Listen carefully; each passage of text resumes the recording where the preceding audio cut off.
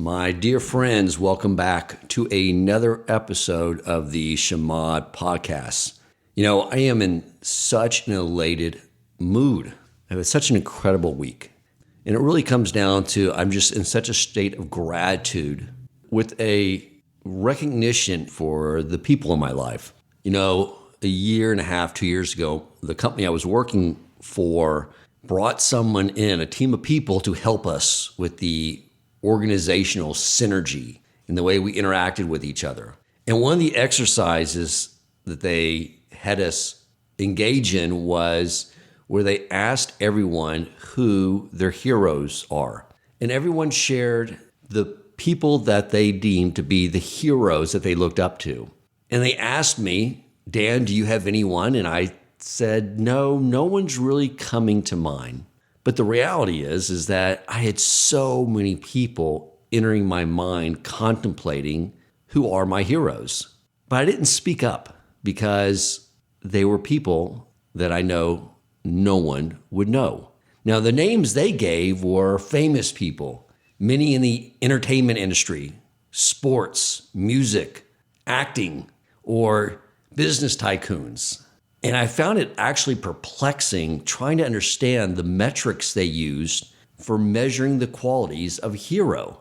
I mean, the people that were coming to my mind never went to the Academy Awards or they don't have a Super Bowl ring. But the people who are my heroes are people that have accomplished so much more. And who are my heroes? They're people that are actually in my life. I have the good fortune that my heroes are people I can call on. Many live within a quarter-mile radius of my home. Many of them are people I met through this podcast that I get to speak to on a regular basis. Those are my heroes. And I want to speak about a couple of those. My dear friends, Ron Kardos and Bruce Licht. Now, these gentlemen are Bali Teshuvah, like many of us, and that came about later in life like me, but they have such gratitude for the fact that they were finally exposed to the reality of their Torah and their Creator, that they took it as a responsibility, knowing what they know now, which is as we all should. Now, if you were to talk to them, they often say, well, we're retired. And that's why we took on this endeavor, which I'll disclose to you shortly enough. But I want to discuss this whole idea of retirement. One of the ways in which we can tell what is truth, what Hashem created, versus what is falsehood, what man created, is whether or not a word exists in biblical Hebrew, meaning Hashem used biblical Hebrew to create the world. So if there is a word we use to describe a concept and Hashem doesn't disclose it to us in the language of creation, Hebrew, then that concept does not exist. So this idea we have in secular culture of retirement, of amassing enough financial resources that one can then move into a stage of their life for relaxation and entertainment, that is an idea that Hashem did not create because that's not why he created mankind, to move into such a state. We do have a concept for that, moving into a state of consumption of what we work towards, and that is called Olam Haba. That's our retirement package. And even in the era of Moshiach, that's when the work really begins. Because at that stage in human history, Hashem will remove the oppression of the other nations away from us. We will be back in Israel. He will make Israel so prosperous that no one will need to be concerned about their livelihood. And he will greatly diminish our Yetzer Ra. And then we can begin our work, unencumbered by anything, to do what we're here to do, which is just immerse ourselves in Torah study all day long. So even though Bruce and Ron may say they're retired, it's not the case. They just knew that Hashem blessed them with success, well-deserved, and now they're able to shift their professional activities on to something more profound. There's a verse from Isaiah in our Tanach where he is describing what the world will look like during the era of Moshiach, that the earth will be full of Hashem's knowledge as the waters cover the sea. And Bruce and Ron said, you know what? As a Jew, we have responsibility to begin to do that now. They took action, and they published this amazing book called Elevator Pitches for God to do just that. And they came to town a week or so ago, and they sat down with Rabbi Yokal Fulby and had this amazing conversation about why they did it and what this book is there to offer. And they asked me if I would publish it also on the Shema podcast, which I said, of course, I'll do whatever these guys ask me to do. However, I guess I should be totally transparent. I did decline them with one request they had, which was for me to write an article for the book. But I will tell you, when they told me about who was contributing towards these essays on their elevator pitches for God, I said, many of these people you have in there, their books are where I got most of my idea. No reason to have a carbon copy argument that they've already published. And there's this idea in Musar and in Judaism that we always have to know our space. You know, sometimes we have to know when to be assertive and stand up and speak. And sometimes when we look around the room and see who is standing around us, sometimes it's appropriate to stand back and bring them forward to hear what they have to say. And that's this amazing collection of people that contributed towards these essays on their elevator pitches for God. So listen in to this amazing conversation between my three friends, my three heroes, Rabbi Yokal Fulby, Ron Kardos, and Bruce Licht. And may we all get inspired to always be taking action and treating our Judaism as our profession. Welcome to the Shema Podcast, the podcast for the perplexed, where Torah insights, intertwined through personal stories, as well as interviews with leading Torah scholars, demonstrate the empowering qualities of Torah and mitzvot. For more great Torah learning through Torch, the Torah Outreach Center of Houston, go to torchweb.org. Now to the show. We are back in the Torch Center for this incredibly special podcast. It's one of the highlights of the year so far. One of the most exciting, anticipated podcasts that I've been waiting for a very long time to have here at the Torch Center. I have two friends, two guests, two special, beloved, beautiful humans who are here from California. They flew to the Torch Center because they wanted to spend time with us and they wanted to record this podcast. And boy, are they deserving. I'm here with my dear friend, Ron Kardos. Hi, Ron. How are you? I can't believe I'm here. I can't believe I'm on your podcast. It just, I'm honored. Oh, wow. Well, okay, I am honored. Yeah. And Bruce Licht. How are you, Bruce? I'm doing great. Rabbi, it's an honor to be here. I've listened to you for years, and it's just surreal to be sitting here with you recording this. Awesome.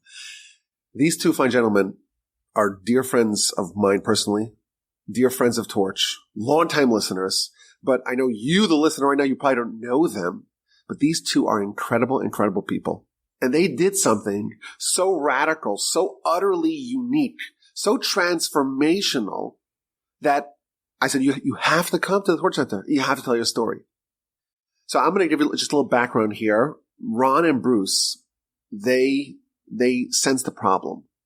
And the problem is that there are millions of Jews in America and millions of humans in America and billions of people worldwide. And at some point in everyone's life, they have to wrestle with the question of, what's it all about? What's the plan? Who did it all? What's the purpose? What's life all about? Is there a God? And if there is, what to do about that? And that's a very important question that eventually every thinking person has to wrestle with, has to grapple with this dilemma. And of course, we're fortunate enough to have a very long history and incredible examples. And we have Abraham in our history, and we have the sign of Revelation, and we've been trained, and we've really have a really rich history and heritage to fall back on, and we're kind of a leg up. But what if there was a way to give people a little snapshot, a little, in a small message, a small encapsulated short message, a compelling reason to believe in God, a proof in God. That was their idea. And they wrote this incredible book that I have in my hand here called Elevator Pitches for God. And it's 70 essays written by thought leaders And each essay is just one page, and each essay is a persuasive argument to believe in God. That was their idea. That was their initiative.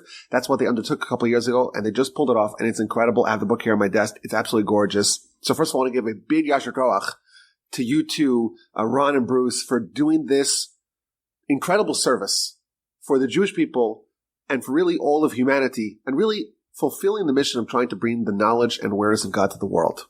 Thank you. That's so nice of you to say that. Thank you, Rabbi. Yeah, that's so great. I want to hear more about the project, but I want to kind of give the listener and really give me a little bit more of your background. What's your story? What's your kind of religious upbringing? How things developed? What was your spiritual and religious maturation process, and what led you to undertake this incredible initiative? So we'll start with you, Ron. Yeah, I grew up I definitely identified as a Jew. I really wasn't bar mitzvahed. When I went to shuls, it was a reform shul. I was in reform shuls for 50 years. My wife and I joined a local one, and I was really looking to learn Torah. I mean, I just loved it, but I wasn't finding much there. But I was, sticking it out and just trying. And needless to say, in the 2016 election, it became not about Yiddishkeit, but it became about elections and politics and all that stuff. And that's not what I was there for. So I went to a local Chabad, walked in. I said, I don't know anything. I'm completely ignorant. I don't know my Aleph base. I knew nothing. And they were very warming and welcoming, and they gave me books to read, and I read, and I was blown away. I was just, I read Aryeh Kaplan, went through his stuff, read Rabbi Nachman. I started studying the Parsha, started some podcasts. I couldn't believe it. My mind exploded. I was like, this is amazing. How come we didn't hear about this stuff before? And anyway, I've been 6 years. I've been taking classes all week, and I can't tell you how wonderful my life has changed. It is so rich. I wake up, I can't wait to get up. It has meaning, it has purpose. I know exactly what direction is. I'm trying to improve my own personality and my own self, and I think I've changed quite a bit. I mean, my friends a long time could probably tell me for the better or worse, whether they like it or don't. But anyway, so I attend a local Chabad in Northern California, and that's Chabad NP in San Mateo, and it's just been a wild ride. And so you're telling me that you went 50 plus years going to shul on a regular basis, but you weren't getting a lot of Torah. And you really have a strong foundational background in traditional learning. And now in the past, 5, 6, 7 years, you've been studying all the time. Is that what you're telling me? Yeah, pretty much. It's amazing. If you guys are not looking at this stuff, I recommend you open a book and just start reading. And, hey, I'm lucky it comes, the love in me is, it's built into every cell, but it's amazing stuff. And the Jewish people out there don't know it. They don't know it. And if you don't study the real stuff, which is out there, you're missing the pleasure and the joy of our heritage, which once you get into it and once you form a community and you study with other people, it's the joy level is just off the charts. And that's the truth. So tell me more about what you're studying, because this is an incredible story. It's very rare to find people that change in their lifetime at all. That's a rare thing. What am I studying? Yeah, but okay. Tell me more about what is it? What is a week of learning for you now? I have absolutely no taste at all. I like it all. I like halacha. I love Gemara. If Gemara is kind of something a little more like a refined taste. But of course, the Chumash every week. I said to Rabbi Wolbe yesterday, Judaism is like a buffet. If you like mysticism, you can study mysticism. If you like, for sure, you should start with the Chumash. And then and all the commentary, which is the most amazing part, that we can glean all these lessons from the commentary. And of course, the oral law, which influences all the commentary, which we had no idea that it existed. We had no idea that Moshe was given an oral law, which explains everything. You can do nothing without it. But we didn't know it. And now that I know it, I got to just get into it. So I take 2 live classes a week from Or Sameach in Israel with my dear teacher, Rabbi Lubal. I take another live one with Rabbi Felsen in Palo Alto, who's Kollel. It's also on Zoom. We have Tuesday and Thursday study with another rabbi, Rabbi Marcus's dad, in Long Beach. And we're doing Tractate Megillah right now, which is very, very fun. And plus a bunch of podcasts, all of your podcasts, all of your brother's podcasts, all of the Shema podcast with Dan Coleman. I mean, it just doesn't end. So this is like an incredible story where you created for yourself almost like a yeshiva. This is a very rigorous schedule of Torah study. How many, more than a dozen classes and podcasts a week. And now you're really rounding out and expanding your Jewish knowledge, your Torah knowledge. It's a self-serve beverage bar in Northern California. We have a kollel. You really have to do it yourself. But everything's out there. We have Zoom. All the books are there. Take them, open them, read them. Find your own Rav. Find several of them. I know you're not supposed to, but I have a few Ravs. And just have fun. It's gonna blow your mind. Wow, that's an incredible story. So, Bruce, give me just a quick snapshot of your story. I grew up in Northern California in the San Francisco Bay Area. When I was young, I remember having Christmas trees in our house until someone said to my parents, "You're Jewish. You really shouldn't be doing that." I went through your typical Reform Judaism education. I went to Sunday school, Hebrew school. I was bar mitzvahed and later went to Israel with my confirmation class. Unfortunately, after all that, sadly, my Jewish knowledge surprisingly could barely fill the bottom of a thimble. I'm not blaming my rabbis, teachers, parents, or friends. I take full responsibility because I was not a good vessel at the time. I was into girls, friends, sports, and later my wife, hobbies, my career. For most of my life, I was not a good receptacle of the information. Now, I'm not completely sure how much good information there was coming my way in Sunday school. But whatever there was, one thing was for sure, it was not being presented in a compelling, memorable, inspiring way. In the end, unfortunately, I came out knowing very little about very little. I could say a couple prayers, oftentimes correctly, and I could sing bim bom, bim bim bim bom without a song sheet, but that was about it. I can't say my religious feelings really changed as I became an adult.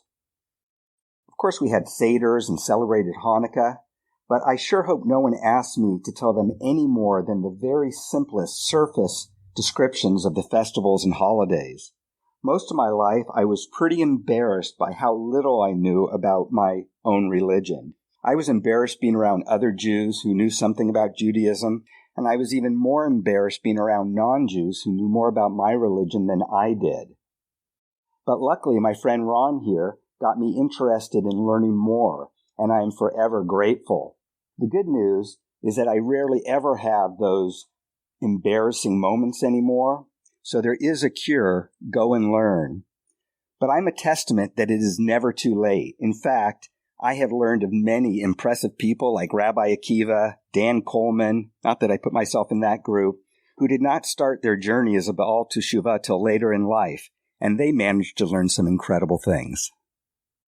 Well, that's an amazing story. Ron, you said it inspired you. Yes. And you began studying. And, first of all, is your study regimen like Ron's, or it's a little bit different? Similar. Ron pointed me to your podcast and to some videos. And at one point, I was taking classes 6 days a week with Rabbi Marcus. And then I took other classes from Rabbi Felsen, Rabbi Gordon, and, of course, I listened to all the Torch podcasts. And Bruce is amazing. He has this memory that you can't believe. I mean, he's passing up all the people I know. And you could ask him almost anything, and he'd come out with it. Because he creates binders, and he reviews, and he does all the stuff. He has a binder now. Now, Bruce, I want to tell the audience a little bit more about you, because you're one of my heroes. Oh. And I'll tell you why. Because, I grew up, I was taught Hebrew from a very young age, and I was brought to yeshiva from a very young age. I was taught Talmud in fifth grade. You're so delighted over Talmud. We had that in fifth grade. Unbelievable. And I went to some of the greatest yeshivas in the world, and I studied under some of the greatest scholars of the century. But you came to this at a very advanced age, relatively. Yeah, like 61. Yeah, 61. And I hope it's fine for me to say this. You also have a disability. Yes, I'm legally blind. Talking about that? Yes, I'm legally blind. I have a rare degenerative retina disease called retinitis pigmentosa. And basically every day I have less sight than the day before, and I will ultimately go blind. Yeah. And the irony is he edited this book. We'll get to that in a second. Now, but you're, notwithstanding all that difficulty, you're studying and you're accumulating knowledge at a rapid fire pace. I just find it so interesting. I mean, the Torah is a otherworldly document. And when I started reading it and learning these things, it just blew my mind. And I just want more and more. And tell me more about your process, because I know that very often you'll send an email where you like write a transcript of a whole podcast or of a section that you really like, and you have it all organized. And last time you came was a year or so ago, whatever it was, 2 years ago. You showed me this incredible binder that had all your notes, and it was all organized. Sure. And it was all by topic and when you heard it and what it was said and just highlighted. It's unbelievable what you've created. Yeah, well, tell me more about that process. I basically knew so little about my religion.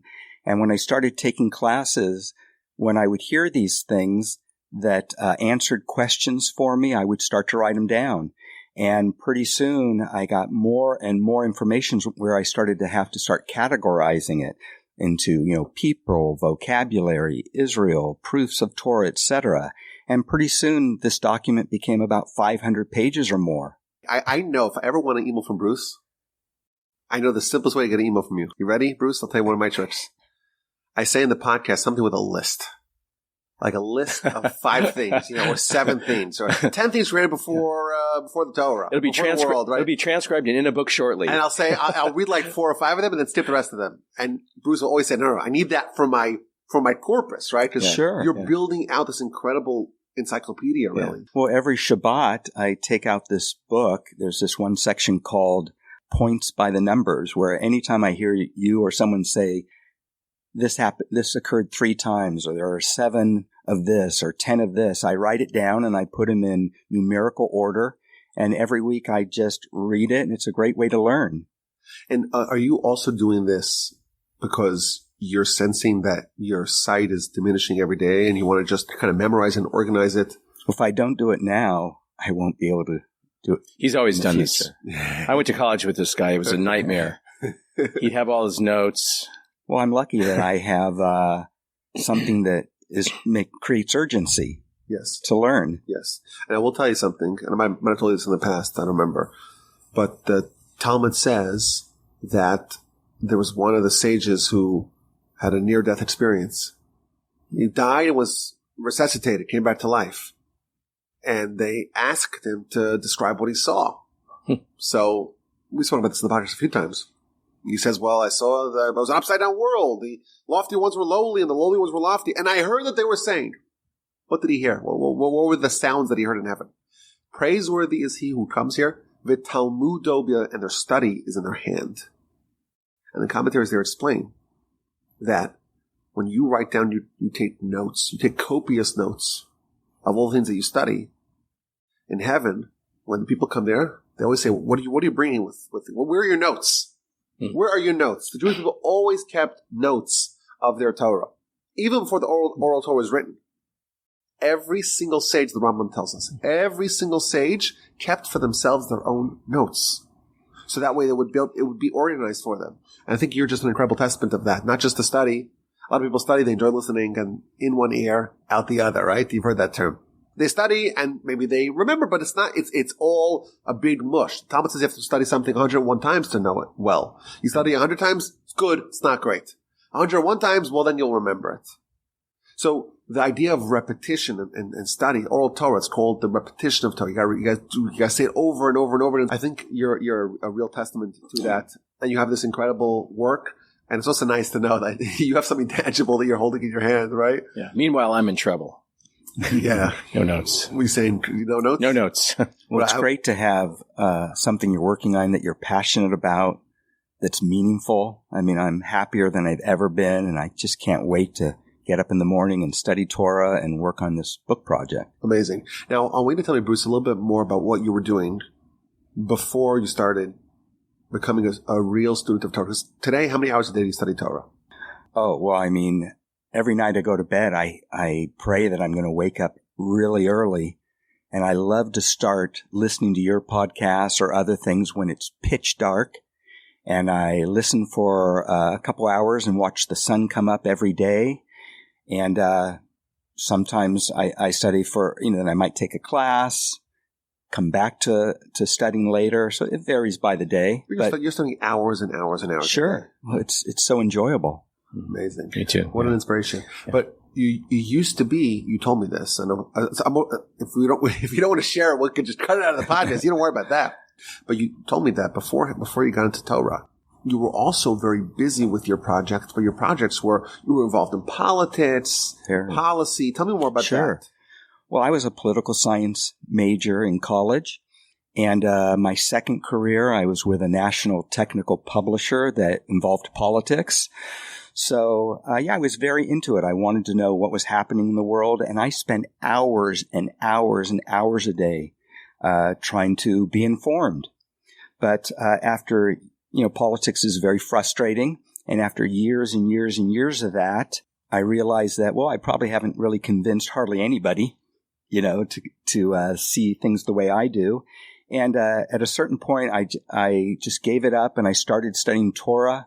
And it's a much better use of my time. Yeah, but what would you do to engage and study politics every day? Like, tell me more about what that looked like. I would obviously read. I would listen to the radio. At one point, I created my own computer server where I entered every politician in the Congress, what party they were in, what committees they served in.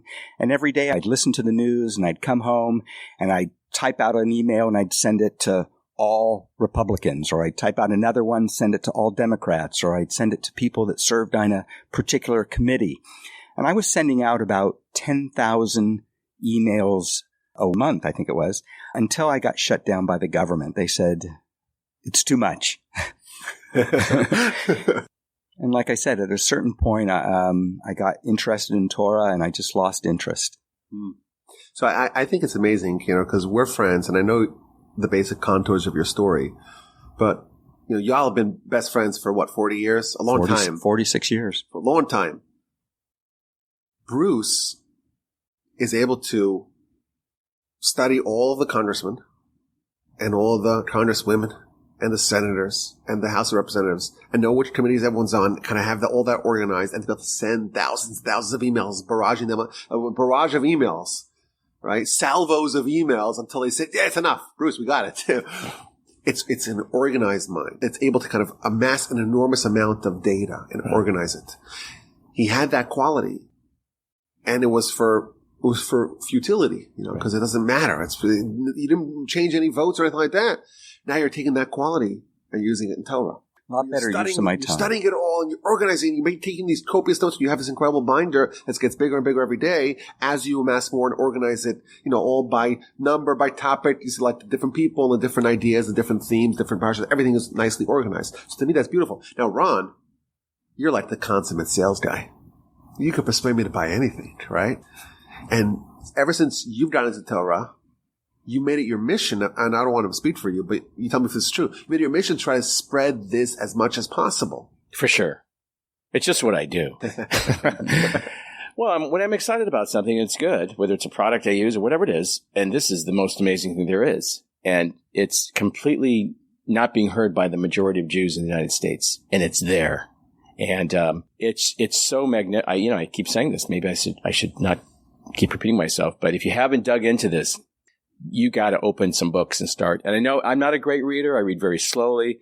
Sometimes I only read for 10 minutes a day before I go to bed, but it's enough to you get a concept. It's like a seed. It'll germinate in you. And pretty soon you're going to want to know more. And, it'll just, you start reading the Ramchal and just some of these commentators who are they explain everything about heaven, earth, afterlife. We do believe in the afterlife, by the way, if you're Jewish. Going to many places, you don't know that we believe in an afterlife. And reincarnation, of course, and all these other things. But yeah, no, that's what I do. So tell me more about this book project. So I have this book in my hand here called Elevator Pitches for God. 71-page essays by thought leaders on why they believe. So we have 70 different people who have written for your book. It's edited by Bruce Licht and Ron Kardos, Volume 1. So tell me more about the genesis of this book. What inspired you to undertake this project, and more maybe a little bit about what you did and how did you produce this absolute masterpiece? Ron had the great idea back on January 6, 2022, but there's a story that stretches back about 4 years before that. In 2018, my wife and I were traveling across Croatia with a group of strangers, and on our last night in an outdoor restaurant in Dubrovnik, at a large table of 9 people, someone asked this nice gentleman, Leonard Jacobs, who was sitting across the table from us, "Tell me about your religion, Judaism. I know nothing about it." Of course, our ears immediately perked up. For the next 6 to 7 minutes, Lenny, as he is affectionately called, eloquently said some beautiful things that really resonated with us. I remember my wife and I looked at each other afterwards and said, "Wow, that was so impressive," because neither of us would have known where to start or what to say. Soon afterwards, my good friend Ron, little by little, introduced me to my Judaism. Then the first pandemic shutdown came along on March 15, 2020, and all of a sudden, new technologies and all this extra time at home converged to alter my world. Ron encouraged me to take some Torah study classes with this new program I had never heard of called Zoom. And he directed me to some great podcasts like yours. So I took lots of classes and I would write down information that resonated with me. And as I said before, the amount of information grew to the point where I had about 500 pages. I kept thinking back to that night in Dubrovnik and that knowledgeable gentleman who so eloquently talked about Judaism. At one point, I started pulling all the information together with ideas from my notes to try to answer the question, "Tell me about Judaism." That is not easy because, as you know, we're a people, a land, a religion, a scripture, a culture, a language, food, and more. How do you boil that down to just a few sentences? Fast forward to January 5th, 2022. Ron and I happened to be along the Texas coast near Houston. Ron and I are huge fans of yours, and Ron set up an appointment on January 6th for us to meet you in person, get a tour of Torch, have some great kosher food, and study with you. Anyway, that night before our meeting, I said to Ron, "If someone asked you, what would be your elevator pitch for Judaism, what would you say?" We went through all of my notes, and we pulled together different ideas to try and create our own elevator pitch, but at the end of the night, we couldn't complete it to our satisfaction. Anyway, the following day, during one of our study sessions with you, I asked you, I said, "Rabbi, can you tell me what your elevator pitch would be for Judaism?" You said, "Sure, here it is," and you went on to effortlessly, eloquently, and articulately present your proof, and it was beautiful and to the point. And maybe I'll get you to read that in just a second. Anyway, I then said, "What would be your elevator pitch for proof of the existence of God?" You said, "You know, I've been thinking about that for a long time, and here it is." And you went on to give an incredibly unique idea of what was your proof of God. That night, Ron and I were discussing your elevator pitch for God. Ron and I agreed that if we asked 1,000 people this question, we couldn't imagine that anybody would say the same thing that you did. And then Ron said, "Wouldn't it be great to go to a large group of interesting people from all around the world and ask them this question and put all their responses in a book?" And as they say, the rest is history. Wow, what a story. I remember that day. We're sitting in the Kollel here in Houston, and you asked me this question, and then you asked me, Bruce, you like, "You mind if I record this?" I said, "Sure." I didn't know what y'all had planned, but I see over here you printed it out for me. You actually have the elevator pitch for Judaism. Wow. And your. I don't think I read this since then. Should I read it? Sure. Yeah, that's great. Okay. Elevator pitch for Judaism, January 6th, 2022. Okay, this is a quote. Let's see if it sounds like me. Okay. "We are the chosen nation of God. God selected us because of our illustrious antecedents." That sounds like me. "To be his nation, and he will be our God." Meaning that we have a direct connection with the creator of heaven and earth. We're the only nation in history who experienced a national revelation when he gave us the manual for living the Torah. He gave us, and he continually endows upon us, the responsibility for all humanity and the guidelines for how to perfect ourselves, to become perfect people, to become angelic people, and how to become the people that are going to bring the world towards its perfection. This definitely is something I said. So we are the vanguard, the Navy SEALs of the mission of bringing progress to humanity, of bringing universal morality, righteousness, and justice to the world. I said this all unprompted? You did. Wow, I'm pretty good. I'd hire this guy. You should have a podcast. Maybe. We are the Almighty's people and his representatives in this world. We have a direct line of communication to him, and he is going to give us whatever tools we need to accomplish our mission. We are a nation that lives and breathes meaning. Why was the world created? What are we here for? What are we trying to accomplish? What difference does it make if I live or die? We're the nation that lives to the essence of what the world is all about. We are the only nation that had an exodus from slavery, the only nation that had a national revelation of Mount Sinai, the only nation that the Almighty hears whenever we cry out to him, the only nation that had great prophets like Moshe, amongst others, the only nation that has the Torah, the only nation that has mitzvahs, which are direct instructions from God, the only nation that has endured so much and preserved our core, the only nation in history that has gone back to our land once, let alone twice. We are the oldest nation on earth that has and will be around forever. We are an eternal nation. We are the most unique people out there, and we are bringing the rest of the world with us, dragging them along with us. That's how like me. Dragging them along with us. They don't know it. They're coming kicking and screaming. We don't even know it sometimes, but we're doing it. Wow, that's not bad.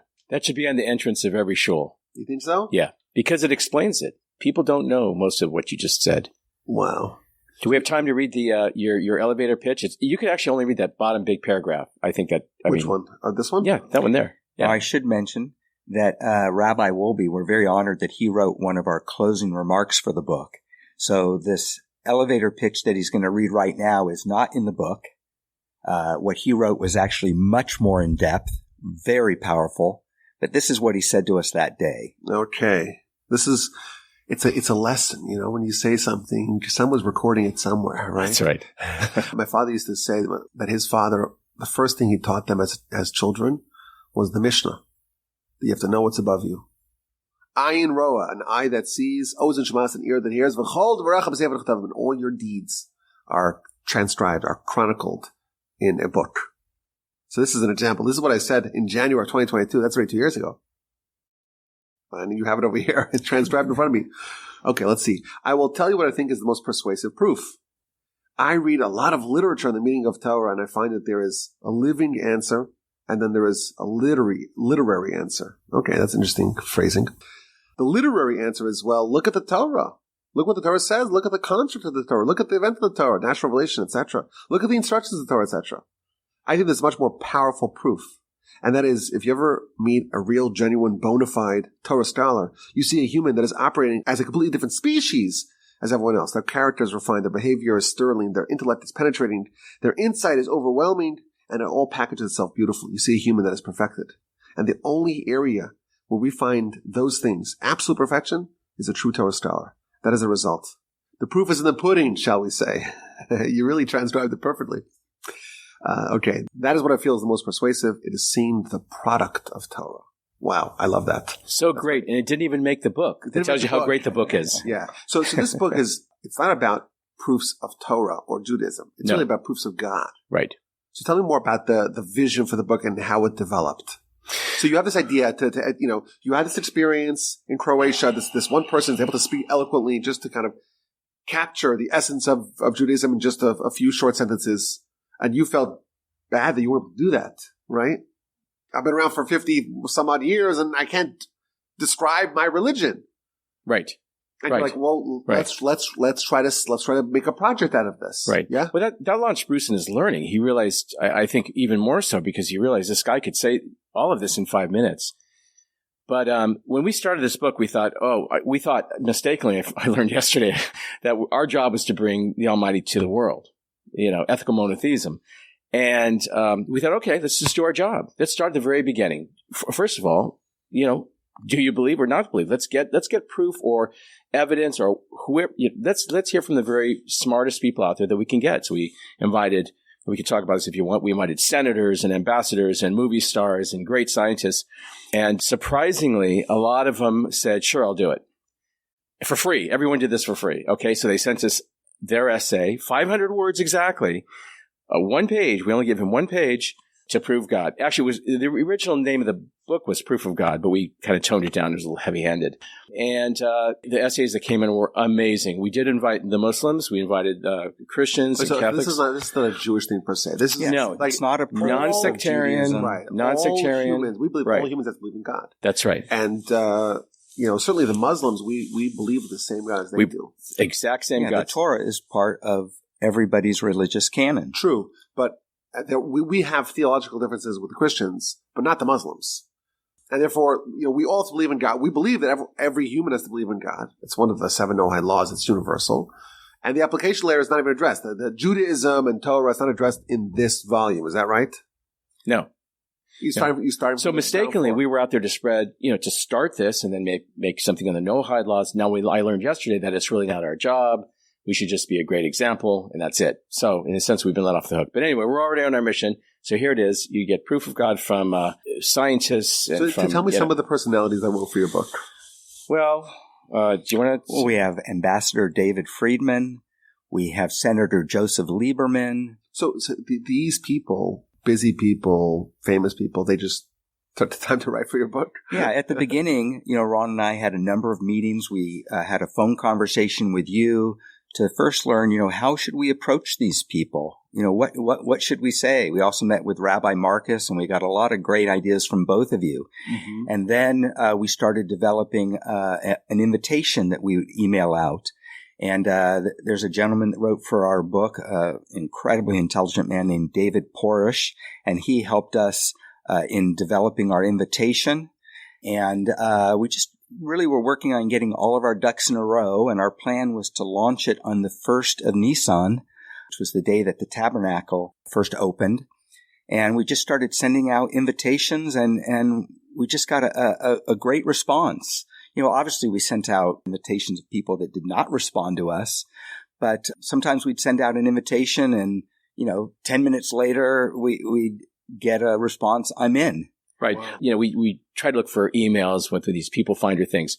And I remember I wanted to have Dennis Prager write an essay, and it was like 1 a.m. And I took an email from probably 20 years ago, and it was like 1:30 a.m. He responded, I'll do it. When do you want it?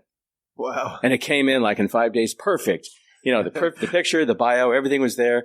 We didn't have to correct a dot on that thing. So these are very famous people. Dennis Prager, you said, Joseph Lieberman, who was a senator for a long time, but also was a vice presidential candidate in the year 2000. Yeah. Yeah. You said Ambassador Friedman. Who else? Give me some other. Naomi Friedman, who's, by the way, she is an expert in near-death experiences, which you mentioned earlier.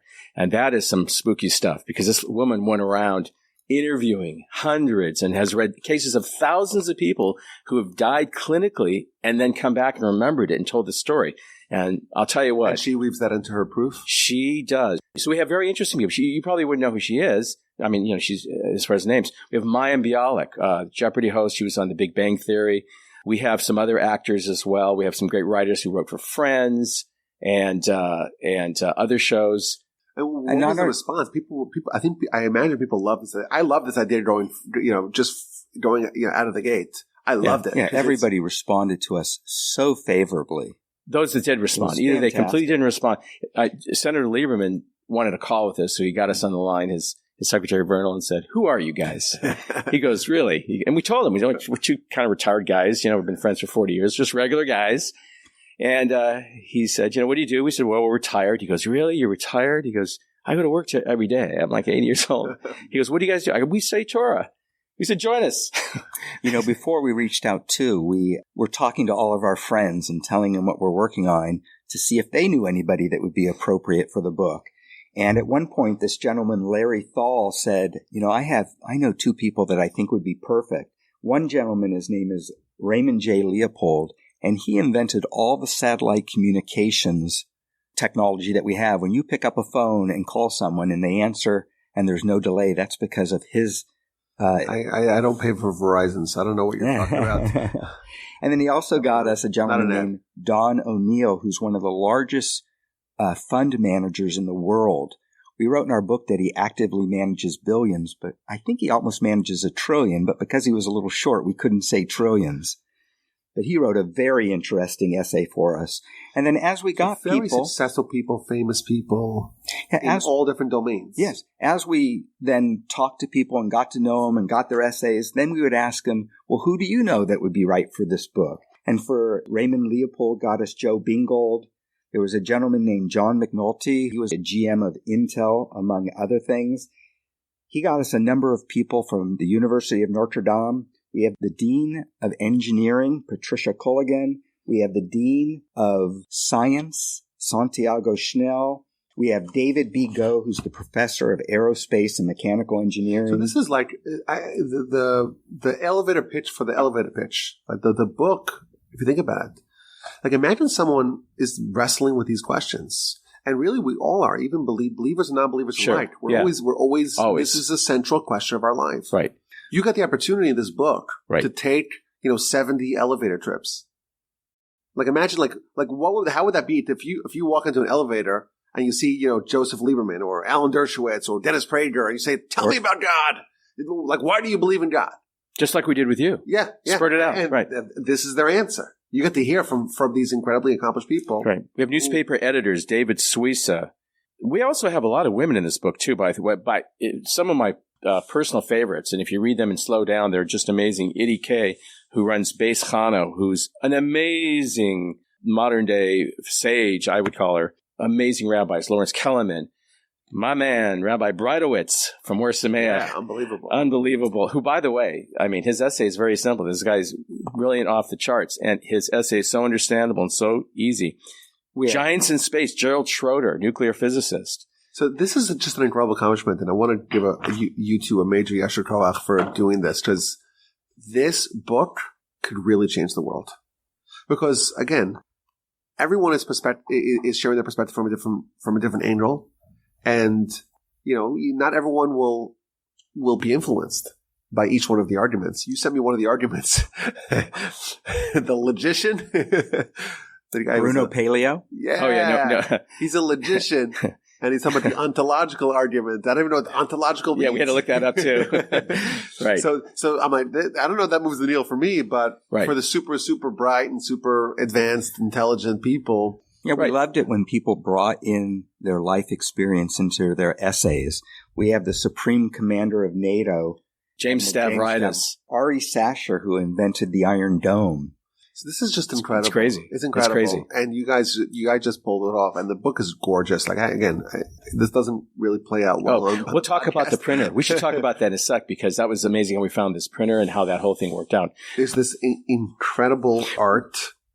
And just the pages feel, just incredible quality, and the pictures, and it just pops. Yeah, because as a Kiddush Hashem, this was a tribute to the Almighty. We wanted the best paper, we wanted the best color, we wanted the best printing press in the world. We wanted everything had to be the best. How could we not, right? We were not willing to cut any corners. It had to be the best. I'll tell you a story. We went to publishers and self-publishers, and as it turned out, economically it was not going to work out to print a really beautiful color book. It's very expensive to do that. So we had to self-publish it. I've never been a publisher, so we had to learn the business, find the printers, the layout people, the copy editors, all this. Anyway, we did it all.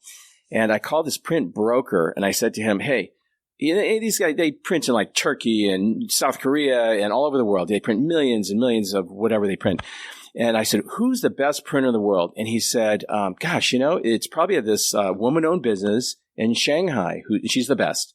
Their quality is so high, we don't even check it. We don't even fly over there to check it. I said, funny, I picked the same lady. It's Kin Printing. And that was one of the coincidences. We were just like, wait. And by the way, we should talk about that too. All the strange things, call it coincidences or whatever you want, that have happened in this book. Tell me. Okay. Strange things that have happened in the book. You want to start with? Well, there's so many. I know when we met with you originally, Rabbi, you said, you really have to get important people. You said if you could get Rabbi Breitowitz at Or Sameach, that would open some doors. So Ron and I thought about it, and we thought, how are we going to get this giant Rabbi Yitzchak Breitowitz to write for us? And we had a plan that we would write an invitation, and we would say that you were supporting us and Rabbi Marcus was supporting us, and then we would send it to someone else and get them to be a part of it. And we had like 5 steps to get to the top. And then one day Ron heard a podcast of Rabbi Breitowitz that was on topic, and he said, Bruce, why don't you transcribe this and we'll send it to Rabbi Breitowitz to see if he's interested. So I transcribed it, and as Ron said at the very beginning, the title of our book was Proof of God in 500 Words. And that meant not 501 and not 499. Every essay at the time had to be 500 words. So what happened is I talked to you, Rabbi, and you gave me Rabbi Shmuley Botnick's number. And I called Shmuley. It wasn't a great time for him to write for our book, but he actually gave me Rabbi Breidowitz's email. And I wrote Rabbi Breidowitz, and I sent him this transcription that I wrote of this lecture that he gave. And the lecture came out to be exactly 500 words. And I said to him, Rabbi, is this a coincidence? Or is there more involved here? I mean, it's exactly 500 words. And he says, I can't argue with you. The fact that you found a lecture of mine that was exactly 500 words is an elevator pitch for God in itself. And I'm going to write for your book. Wow. There were so many things. Did he ultimately use what you wrote for him? Yeah, he adapted it. But he was very generous with his time, and we're just thrilled to have him in the book. Yeah, one of my favorite essays, too. There were so many cases like that. You know, one thing that got me interested in Judaism was many, many years ago, Ron gave me a video by Rabbi Lawrence Kellerman, who I think studied under your grandfather. Oh, yeah. And this video, it's called What Exactly Happened at Sinai, just blew my mind to the extent that I transcribed that video. And it was 17 pages long. So I sent this to Rabbi Kellerman, and I said, you know, we're doing this book, and we saw this lecture, what exactly happened at Sinai, and it was just incredible. Here's the transcription. Is there any way you could refine this into an elevator pitch for our book? And he said to me, he said, Bruce, I've spent my whole career using words, and in order to come up with that video on what exactly happened at Sinai, I had to throw out thousands and thousands of words to come up with that. So I just don't know how I could ever get it into a 500-word elevator pitch. And actually, over the next almost a year, we had 17 exchanges back and forth with him. And on April 21st, 2023, he wrote me a letter and he said, Dear Bruce, God is on your side. I mean, that was just unbelievable to read that. He said he gave me double pneumonia, which basically stopped me in my tracks for 2 weeks and allowed me to get done all the projects I couldn't get done over the last couple years. And your elevator pitch is attached. Wow. There was one other gentleman, the logician, Bruno Wolzenlager-Paleo, who I sent him an invitation, and he actually opened it up on the night that his mother was on her deathbed. And he had spent his whole life being a logician, doing proofs of God. And he just said, it's just amazing. This is my destiny to write for this book.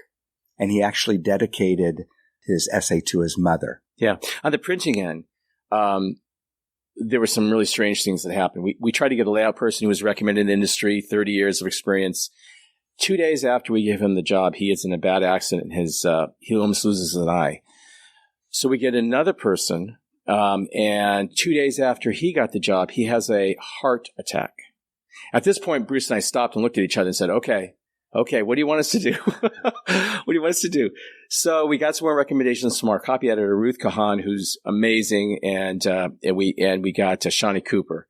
And when it came back, the colors, the gradients, the layout, the fonts, and that's why people look at this book and go, wow, this is really, really looks great. And that's Shani. She just nailed it. So that was another really we got one more for you. Want to hear this? So Andy Arnovitz is one of the great artists of the world, and she generously gave us, she didn't know who we were. We emailed her and she said, you can use I love the project. You can use all my art for free. Okay. So you're going to see this beautiful work from Andy Arnovitz throughout the book. Well, we chose, of all the artists in the world, we chose two images, one on the front, one on the back of the book. The guy who sits next to me at my shul, Bobby Lent, looks at the book when it came out and said, I own that print, that painting. It's in my house. Now, you tell me what the odds of all the artists in the world, all the paintings in the world, that we chose the one that the guy who sits next to me, my chavrusa, my dear friend Bobby, has in his house. It's just a wink from the Almighty. That's what it is, right? I'm with you guys. I mean, is this, it goes on and on and on. And we just, that's the way this whole project felt. If you think about it, we have 70 authors that we had to locate, deal with, edit their essays. We had to lay it all out. We had to create a website. We created a nonprofit that the book is held in. It's called For Good and For All, Inc. We had to create the nonprofit. We did all this within 2 years. It's really amazing. Mm-hmm. Get it shipped, get it published. I really don't know get how all we did these it. people to write when they're all super busy, super accomplished. You're not even paying them. Oh, the Almighty took care of that. These people wanted to write. I mean, the people wanted to write, wrote it, and they reacted, and they were fantastic. And a lot of people chose not to write. I will say that I'm honored that you wrote to me when you said, Rabbi, everyone else has a limit, 500 words. You could write unlimited, which is good. You don't have a hard time writing 500 And your words. proof is amazing. I mean, it's like 1, 2, 3, 4, 5 punch. Yeah. When it came in, I said, Bruce said, what do you think? I can't say it here on the podcast. I said, it's amazing. It just knocked it out of the park, which was great. And also Rabbi Kellerman did write the closing remarks. We gave him a few extra. Mine's like an elevator pitch, but if the elevator breaks and you're ringing the button to get the fire department there. No. A little more time It's like a 100-story building. No, it's not that. It's still pretty brief. Yeah. Still pretty brief. Wow. So what's the vision for the future? Because here it says volume 1. Are you intending to do volume 2, maybe other things? Yeah, we're in the future going to be doing volume 2 and volume 3. Just starting to work on it now. At this point, we just want people to learn about the book and promote this book, and then we're going to move on to the next one. We're also starting our own podcast series, which I hope torchweb.org will host. Inspired by the book, where we interview the authors to schmooze on the podcast. It's by Noah Greenfield, and Scott Kahn is our producer in Israel. And I wanted to tell you that my father-in-law opened this book. He was one of the first people to read it, and he started reading. And when he hit Prager's essay, he stopped and he said, "I believe.